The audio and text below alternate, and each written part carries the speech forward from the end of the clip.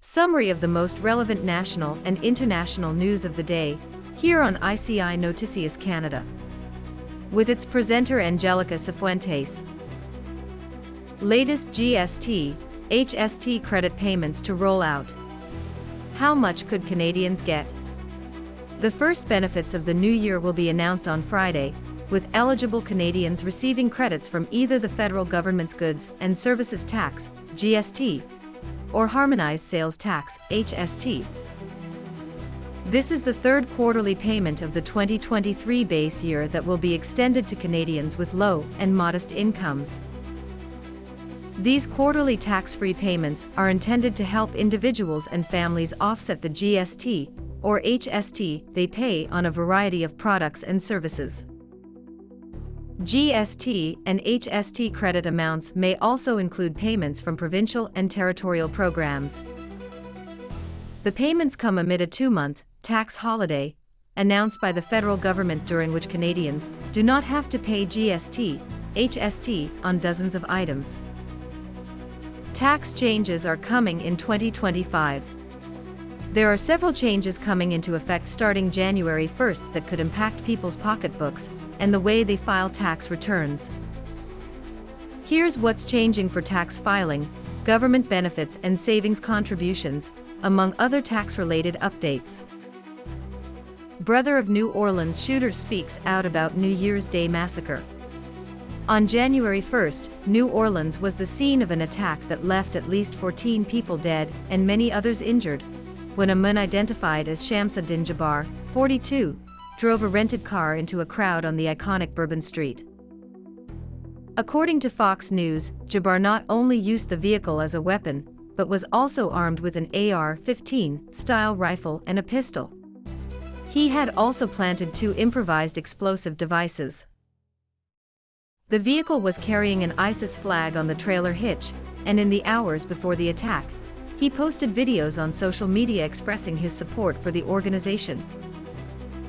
Shares of Corona and Bud Light owners fell after report linking alcohol to cancer. A U.S. Surgeon General warned of the risk of cancer from drinking alcohol, causing uncertainty in the market. Trump's nightmare has come true. China threatens its greatest economic strength. In response, China has taken steps to counter these threats. The People's Bank of China, PBOC, has indicated the possibility of cutting interest rates this year, currently at 1.5%, to stimulate domestic demand and strengthen its economy in the face of external pressures.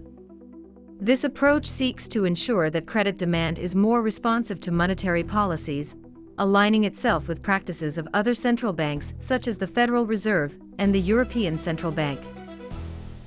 In addition, China has been developing its own digital currency, the digital yuan, with the potential to establish itself as an international standard.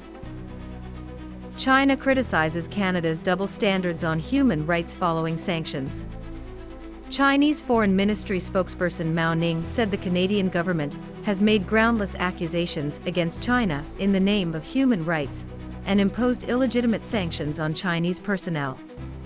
Mao stressed that these actions constitute serious interference in China's internal affairs and a violation of basic norms governing international relations. The $200 Ontario government refund checks will arrive in mailboxes within a few weeks. Refund amount: each taxpayer will receive a $200 check. In addition, eligible families will receive an additional $200 for each child. Premier Doug Ford has indicated that these rebates are intended to ease the financial burden on Ontarians in the face of rising costs of living. Finance Minister Peter Bethlenfalvy noted that funding for the program will come from additional revenue generated by the provincial sales tax and recent changes to the federal capital gains tax. Car thefts: stolen vehicles worth $1 million were recovered following holiday raids in Quebec. In 2022, Canada experienced more than 105,000 car thefts, which equates to 1 vehicle stolen every 5 minutes. This increase has led the Insurance Bureau of Canada to declare the situation a national crisis. The provinces of Ontario and Quebec have been particularly hard hit, recording increases of close to 50% in these crimes. Cars stolen in Canada are often exported to countries in Asia, Europe, Africa, and the Middle East, where they are sold on secondary markets.